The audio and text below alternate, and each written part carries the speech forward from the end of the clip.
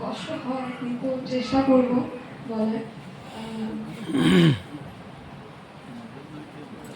এই সৎসঙ্গটা, আজকে এই সৎসঙ্গর উদ্দেশ্য হলো ডিপিওএস। আমরা এই 5 তারিখ থেকে অভয়পুরীতে এই সব দাদারা, আমাদের গুরু ভাইরা, জেঠুরা সবাই মিলে এখানে ডিপিওএস করলো। আর তারপরে মানে পুজোপাদ অবিনাদের নির্দেশে সোমবার থেকে শুক্রবার অবধি ডেটা কালেকশন, স্যাটারডে আমরা কালকে সবাই মিলে আপডেট করেছি, আর আজকে এই সৎসঙ্গ।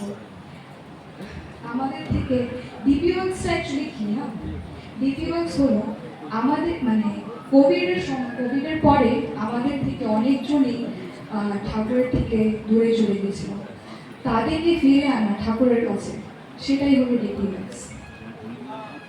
আমি ডিপিওএক্স এইভাবে বুঝি, আমাদের মা বাবা যখন মানে আমাদের মা বাবার থেকে যখন মানে বাচ্চারা যখন অনেক দূরে চলে যায়,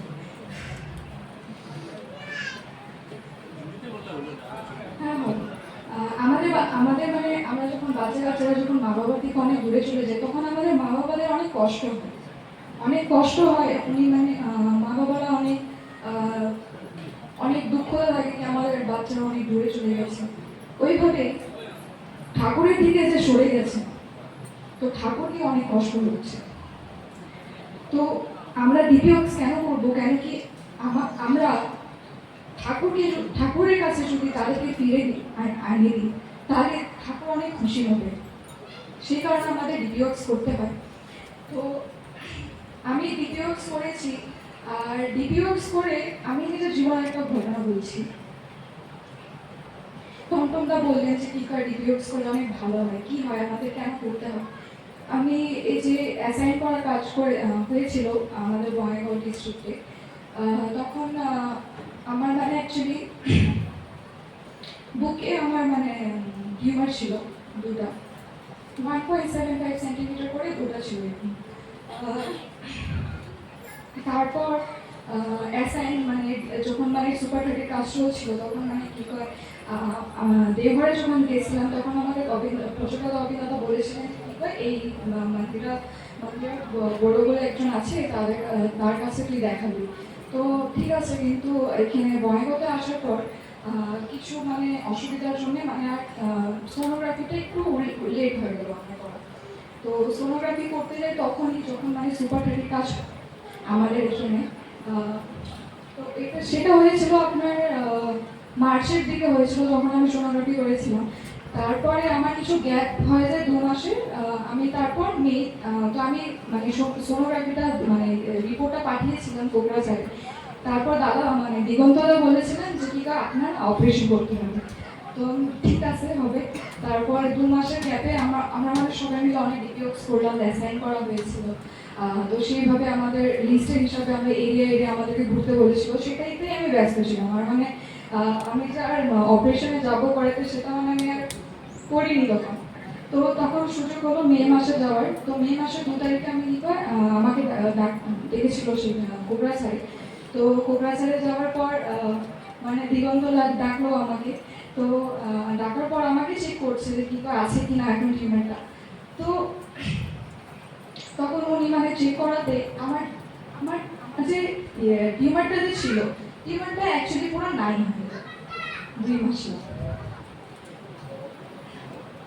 তো আমার মা মানে শুনে আনন্দিত হইল, কেন কি আমাকে অপারেশনে অনেক ভয় লাগতেছিল, এটা মানে একটা প্রথমবার জীবনে। তো হঠাৎ করে 9 হয়ে গেল। তারপর ওইখান থেকে বের হয় সবচেয়ে আমি মানে রাজীবটাকে জানালাম, আমাদের আমাদের আরেকটা দাদা আছে তাদেরকে জানালাম, আলোকটাকে জানাইছি কি মানে এরকম হয়েছে আমার সাথে। তারপর এটাই হলো ডিপিওএক্স এর মানে পাওয়া। ডিপিওএক্স করলে কি হয়, আমার মানে ভয় পেতাম অ্যাকচুয়ালি অপারেশন দিকে, সেই জন্য মানে কি আমার একটু মানে ইমোশনাল হয়ে যাচ্ছে আর কিছু না, যাই হোক। তো ডিপিওএক্সটা আমরা কোনোদিনও একা করতে পারবো না। ডিপিওএক্সটা আমি যদি এটা ভাবি কি আমি ডিপিওএক্স একা করবো, বা একটা এরিয়া আমার যে এরিয়া নিউ কলোনি আমাদের এখানে, যে আমি আমার এরিয়াটা আমি একাই করবো, আমি সবাইকে দেখাবো কি ভাই আমি একা করে দেখাইছি, সেটা কোনোদিনও হতে পারে না। আমি একা কোনোদিনও কোনো কাজ করতে পারবো না। আমাকে সবার সাহায্য লাগবে, সবার। আমাকে প্রত্যেকের সাহায্যটা লাগবে। সেইভাবে আপনাদেরকে মানে আমি এটাই অনুরোধ করব কি আপনারা একটু বের হবেন, সবাই আসবেন, আমাদের সাথে রিভিউস করবেন। যেটা কি এই অভয়পুরীতে হয়, আমাকে বলেছিল কি এখানে লোক অনেক কম হয়েছে, তো পাতিলা দোহাতে যেন অনেক লোক হয়। তো আপনাদের দিকে এইটাই অনুরোধ যেন আপনারা পাতিলা দোহাতে যান আর ওইখানে আমাদেরকে সহযোগ করে।